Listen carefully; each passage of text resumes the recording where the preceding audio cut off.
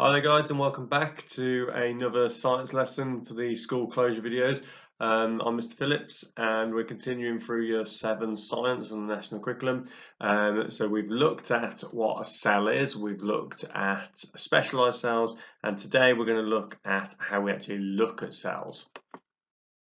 So what we're going to look at is using microscopes and understand where they came from, understand how you would use them in a lab in order to be able to look at cells, and you need to be able to describe how you can use a microscope to somebody else. So just to remind you why microscopes are so useful to us, this is something called organisation. We're an organism, okay, but if I wanted to go inside myself and look at myself in more detail, I can then go down to systems, which is like your digestive system, which then goes down to an organ, which then goes down to tissues, and a tissue is a group of cells that work together for the same function, and then to my cellular level, and then inside the cells to organelles. And we've obviously looked at plant and animal cells. So a plant cell has got this typical sort of regular structure, sort of rectangular structure with those key parts. Remember, cell wall is only in plant cells. Plant cells only have a permanent vacuole and a chloroplast as well, which do photosynthesis. But other than that, the other features are the same as animal cells. So animal and plant cells both have a cell membrane, which controls what goes in and out of the cell. They both have a nucleus, which contains the DNA and controls the cell. And they both have a cytoplasm, which is where the chemical reactions occur due to enzymes. So why are microscopes used? I'm not quite sure about what that is at the top there, but the reason microscopes used is because basically it allows us to see things that are very, very small. Let's get rid of that, can't cover that. I think probably wanted a question mark there. Okay, so why are microscopes used? Because they are very, very small. We're going to look at things that are very, very small, and individual cells might be a couple of micrometers in size, which is like 1,000 times smaller than a millimeter. But it allows us to magnify these things so we can see them in much more detail. Now, in terms of the microscope history, you should know that Robert Hooke, very famous scientist, first looked at microscope slides to look at cork. Now, cork is what you'd think of as putting in a wine bottle, maybe, but cork is actually a plant. It's part of the bark of a tree. And so cork had plant cells in it. With that microscope, he looked at it and he came up with the idea of these. They looked like tiny little rooms, and he called them cells because in those days he lived in a monastery. They lived in cells. Obviously today we might use the word prison cells, small square or rectangle rooms which represent a plant cell from above. And this is what he saw, so very early pictures of cells. See the little rectangular dark bits which show you what he could see. So not a lot of detail, obviously microscopes are much more improved over those times, but a massive important step forward in scientific history. And what can we actually see with microscopes? Well, you can see the sort of level of detail here that we can see. So with an eye, we can see, obviously a meter is really easy to see, something that's a meter in length, but we can see down to a millimeter, and actually you can see an individual individual hair. And if you look at a hair is about 100 micrometers in thickness. And if you want to know what 100 micrometers would be, that would be approximately 0.1 millimeter. That's as low as we can see. With a light microscope, which is what you would use in school, you can see down to somewhere between 1 micrometer and 100 nanometers. To give you an idea about 1 micrometer would be 0.01 millimeter, so extremely small there. So we can see basically under a light microscope in school, you would be able to see bacterial cells, but you wouldn't quite be able to see viral cells. So how do we see things like viruses? So the first slide I used the picture of the coronavirus.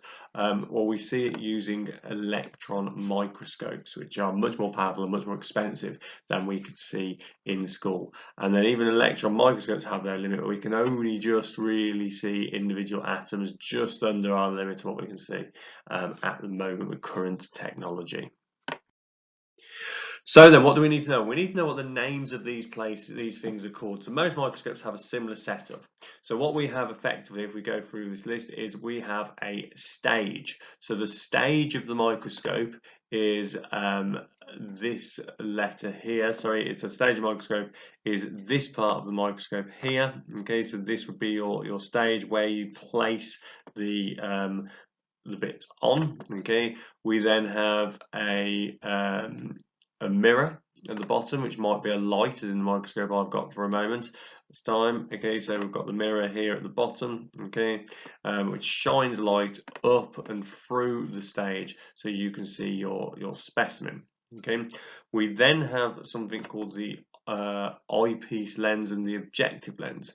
So the eyepiece lens is this one at the top, which is where you place your eye next to. Just remember, for hygiene reasons, you shouldn't really ever put your eye actually onto the eyepiece lens. If you have, you're not using it correctly. We then have objective lenses, and most microscopes in school have 3 different objective lenses which have 3 different powers. The temptation is always use the highest power, but you always want to start on the lowest power. Rarely in schools is the highest power actually any use to seeing anything, because normally microscopes don't have a high enough resolution. We then have the tube, which I think is relatively self-explanatory, which is this bit here. Okay, and then we have 2 focuses, the coarse focus and the fine focus. Well, my microscope's only got 1 of them, but better microscopes will have 2. So the coarse focus is this bigger knob here, and that is one you would initially see to get the image so you can sort of see it, and then you would like fine tune it, make the image sharper using a fine focus. So a microscope is used to magnify images, make them much larger than they actually are, so we can see them, and the image that we see is much bigger. Now, if we were going to do a microscope slide, and you've probably done an onion slide at school, first thing is you need to get a very, very thin slice of onion. So onions are particularly good because you can really peel them off. If you go into the layers between, like pull the layers apart, you'll find very, very thin sort of layers of onion. So what you can do is you can get yourself an onion, a piece of onion, you can get yourself a microscope slide, okay, so there's one that I prepared earlier on, okay, and you can place the onion onto the microscope slide. You then add a stain. So this stain here I've added on earlier on. For onion cell you'd probably use iodine, which this isn't, okay, and then on top of that there is a very small piece of glass called a cover slip, which I can possibly move now it's dried on, okay, and you place that on top and you dry off any excess stain. You then place your slide onto your microscope, and you need to know how to be able to use a microscope in year 7. So if we have a look at the microscope to start off with, this will sort of start talking us through how to use it. So effectively we've got the parts of the microscope up above, okay? So if we have a look then at a real microscope. Okay, so what we can see now is a real microscope, which I am just trying to get for you to see. And basically, this is what we would need to do. So the first thing you'd need to do is whenever you use a microscope, you take the stage, which you can see here, just right at the bottom of your diagram. Okay, and I would use, I'm just going to lift that up slightly, the focus. Okay, so I've got my focus here. And what you would do is if I turn that, you can see the stage moves down, okay? And you always place the stage at the lowest possible focus when you start using a microscope. Okay, the next thing you would do is you would place the object you want to look at, obviously, on the stage. So I've got my microscope slide from earlier. I'm going to place that onto the stage and put the clips on to keep it in place. And there's a hole in the stage where the light shines through, and I'm obviously going to place the microscope slide onto that hole, so you can see it's sort of just there, so I can see that light will come through the microscope. Okay, so that's that bit. Next bit, we're going to select the objective lens with the lowest magnification. So these 3 things here are your objective lenses. Okay, so if I turn them around, you can see the different colours. Normally red, yellow and blue in schools. You might have some nice microscopes with an extra one, but rarely will you use them, even if you stayed on to A-level biology in a few years. So what we want is the lowest power magnification, the lowest power objective lens. So this one here, if I just look at that for a second, is a 4, okay, so that's a power of 4. This lens at the top of the eyepiece lens has got a power of 10, so you do 10 times 4, which equals 40. Okay, so I've now got the right lens, I've got my microscope on the stage. What do I do next? Well, the next thing I'm going to do is I'm going to look through the eyepiece lens, okay, and I'm going to then move the focus. Now I've only got one focus, okay, so I've only got this focus here on this knob here for me to turn, and whereas if I had a coarse focus and then a fine focus, I'd use the bigger focus first and then the fine focus afterwards, okay. So I'm going to have a look through. I'm going to turn my microscope on, which is the one instruction they haven't given us. So there we go, my microscope is now on, and I'm going to look through the microscope until raising the stage up with my focus and not placing my eye right against it. If you've got glasses, obviously you don't want to press your glasses against it. And there we go, I can see it there right now. And that's where people do go wrong with it. They stare right in there. If you're pressing your eye onto the eyepiece lens, it's not very hygienic and you're not going to see anything. You don't need to, if I just take my glasses off for a second, you don't need to actually press much more than I've got it here. Okay, so I'll use that eye so you can see better. Okay, and I can see perfectly, even with my glasses, because I can change the magnification to suit my non-prescribed eyes. So that is how you use it. So the key thing is you need to use the lowest power lens. Always put the stage down to the bottom to start with. Put your slide on, lowest power lens, and then raise the stage up so you can see it. Always make sure you don't press your eye against the microscope actual slide, against the eyepiece lens, because that is going to stop you from seeing anything other than the eyelashes. And that really is it for how you use a microscope. So nothing particularly difficult, but you do need to be able to describe it and you need to be able to talk your way through it, but also be able to show people it. It's a real important biological skill that if you're going to use biology later on at GCSE, A level, even if you went to university, you need to know that basic skill of how to use a light or an optical microscope.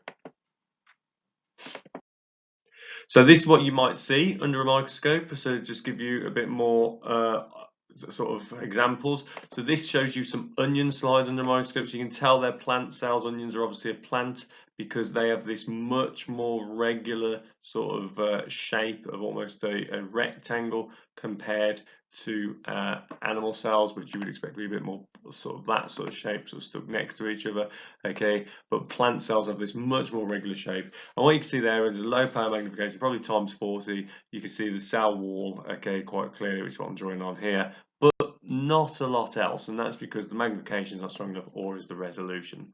So if we go up to a higher power, at a higher power, you can see a little bit more. So we've got the cell wall still. Obviously, the cell membrane will be there as well, but you can't see the cell membrane because it's so thin. Maybe a little bit of cell membrane up here that's sort of pierced away, but other than that, you would only expect to see the cell wall because that's what the iodine, which you would use at school, would stain. Okay. You can also see these blobs here, which are the nucleus. Okay, and obviously the nucleus always absorbs stain, and that is the most visible part of the cell. You can see here on this bottom bit there is some cell membrane coming away here, probably a bit of cell membrane here, and a bit here as well. So you can see the cell membrane, but it's not as clear. So there we go for today. So it's a bit hard to set a task really for this lesson because obviously you haven't got the practical stuff at home. But what I'd recommend you need to make sure you can do is actually explain fully how to use a microscope and how to set one up so you could see clear and visible images. So thank you very much, and I'll see you again next time.